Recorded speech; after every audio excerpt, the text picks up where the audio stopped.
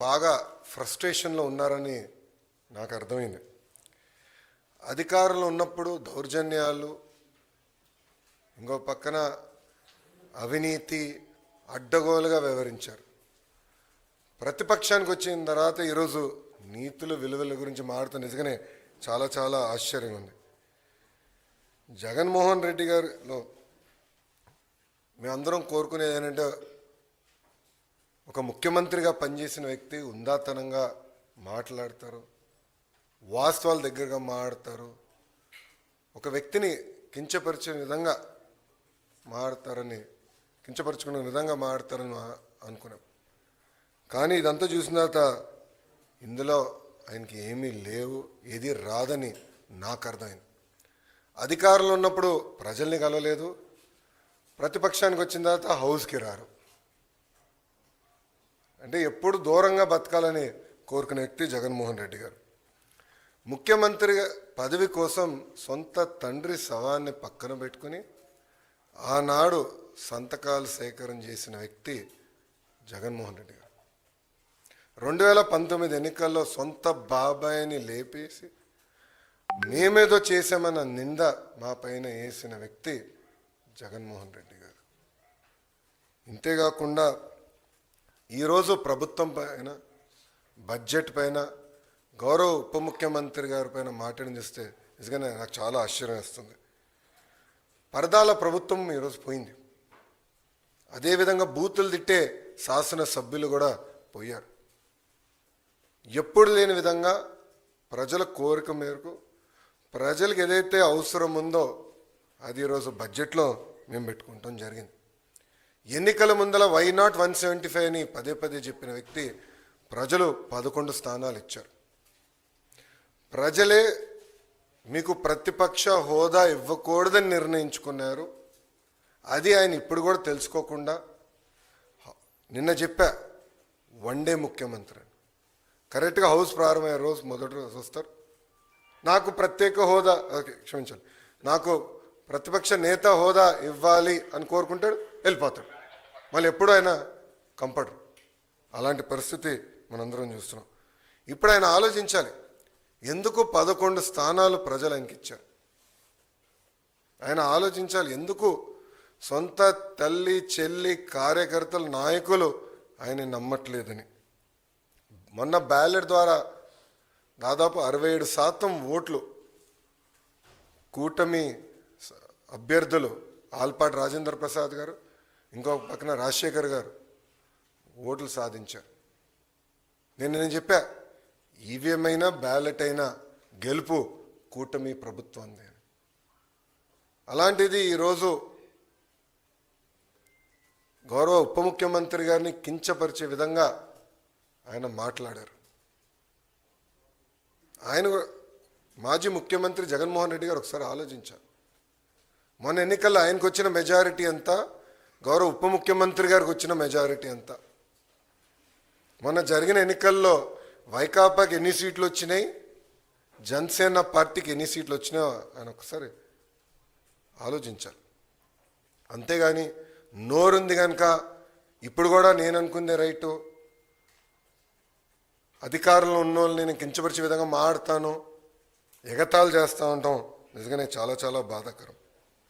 ఈరోజు రాష్ట్రంలో మీరు చూస్తే ఎప్పుడు లేని విధంగా మన అభివృద్ధి కార్యక్రమాలు మనం ప్రారంభించుకున్నాం.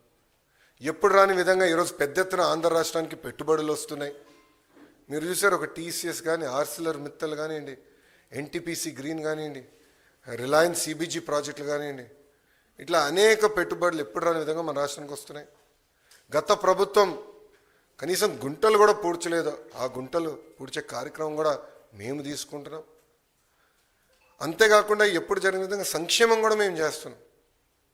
ప్రజలందరూ ఒక విషయం గమనించాలి, 2014లో పెన్షన్ 200 రూపాయలు, చాలని పెన్షన్ని 2000 రూపాయలు మేము చేసాం. 5 సంవత్సరాలు 2000 చేసాం. గత ప్రభుత్వం 1000 రూపాయలు పెంచేదానికి 5 సంవత్సరాలు తీసుకుంటే మొదటి నెలలో మేము అదే పెన్షన్ ఇంకో 1000 రూపాయలు మేము పెంచాం. వికలాంగులకి 6000 రూపాయలు ఇస్తున్నాం. బెడ్కి పరిమితమైన వాళ్ళకి నెలకి 15,000 రూపాయలు ఈరోజు కూటమి ప్రభుత్వం అందజేస్తుంది. ఇంకో పక్కన అన్న క్యాంటీన్ గత ప్రభుత్వం అన్న క్యాంటీన్ మూసేస్తే మన ప్రభుత్వం ఏర్పడిందంటే 198 అన్న క్యాంటీన్లు తిరిగి ప్రారంభించాం. ఎవ్వరు ఊహించిన విధంగా 1 కోటి గ్యాస్ సిలిండర్లు ఈరోజు కూటమి ప్రభుత్వం ఉచితంగా అందజేసింది. ఇంకా ఇసుక కూడా మీరు చూశారు, కేవలం లోడింగ్ ఛార్జీలు, ట్రాన్స్పోర్టేషన్ ఛార్జీలు తప్ప ఇసుకను కూడా మనం ఫ్రీ చేసాం. ఇంకా మిడ్ డే మీల్లో కానివ్వండి, సంక్షేమ హాస్టల్స్లో కానివ్వండి, ఈరోజు ఫైన్ రైస్ కూడా మన ప్రభుత్వం అమలు చేయబోతుంది.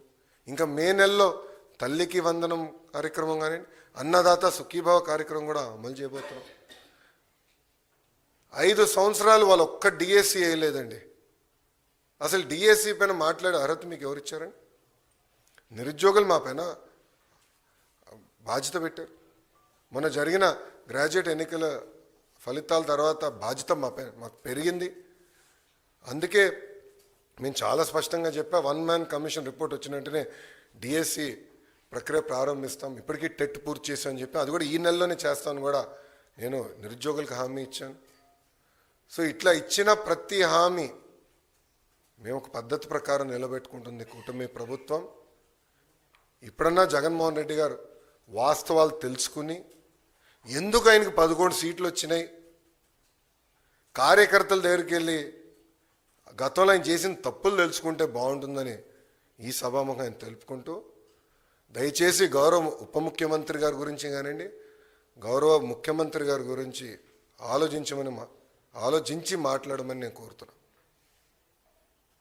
ఈరోజు ప్రజలు వాళ్ళని గెలిపించారు.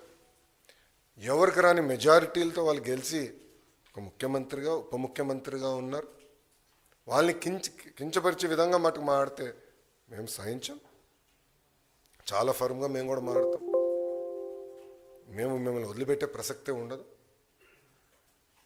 గౌరవం అనేది ఇచ్చిపుచ్చుకోవాలి తప్ప ఏదంటే అది వాగితే మటుకు ప్రభుత్వం ఇక్కడ ఏదో కూర్చుని మేము వింటామనుకుంటే చాలా పొరపాటు పడతారని ఆయన కూడా తెలియజేస్తూ, ఇప్పుడు మీడియా మిత్రులకి అయిన ప్రశ్నలు ఉంటే దానికి సమాధానం చెప్పేదానికి నేను సిద్ధంగా ఉన్నాను.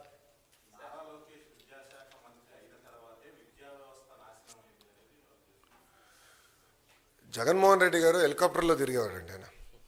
ఆయన పైన హెలికాప్టర్లో తిరుగుతుంటే కింద చెట్లు నరికిన రోజులున్నాయి. ఆయన హెలికాప్టర్లో తిరుగుతుంటే కింద ట్రాఫిక్ ఆపేసిన రోజులు కూడా ప్రజలు చూశారు. అందుకే వాస్తవాలు ఆయన తెలీదు. గత ప్రభుత్వం 5 సంవత్సరాలు 12 లక్షల మంది పిల్లలు ప్రభుత్వ పాఠశాలకు దూరం అయ్యారు. ఎందుకు అయ్యారో ఆయన సమాధానం చెప్పమనండి. ఐబీ స్కూల్ ఆయన పెట్టలేదు. ఐబీ వాళ్ళ దగ్గర ఒక రిపోర్ట్ తీసుకునేదానికి 5 కోట్ల రూపాయలు ప్రభుత్వం వృధా చేసింది. టోఫెల్ ఎక్కడ సక్రమంగా అమలు చేయలేదు. సిబిఎస్ఈ స్కూల్స్ తీసుకురాలేదు. సిబిఎస్ఈ ఎగ్జామ్కి మన పిల్లలు పంపిద్దామన్నారు. నేను మాక్ టెస్ట్ పెట్టా, ఎందుకంటే నేను కూడా సిబిఎస్ఈ స్టూడెంట్. మాక్ టెస్ట్ పెట్టా. అది నేను చూసిన మాక్ టెస్ట్ నిర్వహించిన తర్వాత 90% మంది పిల్లలు ఫెయిల్ అయ్యారు. అప్పుడు నేను భయపడ్డా, ఎందుకంటే పిల్లలు రెడీగా లేరు. 3 సంవత్సరాలు పోస్ట్పోన్ చేసి పిల్లలు రెడీ చేద్దాం అనే లక్ష్యంతో పనిచేశాం. సో ఇప్పుడన్నా వాస్తవాలు తెలుసుకుని ఆయన మాడితే బాగుంటుంది. అయినా ఇంత చర్చ జరగాలంటే శాసనసభకు రావచ్చు కదండి, ఎవరు రావద్దు అంటున్నారు ఆయన?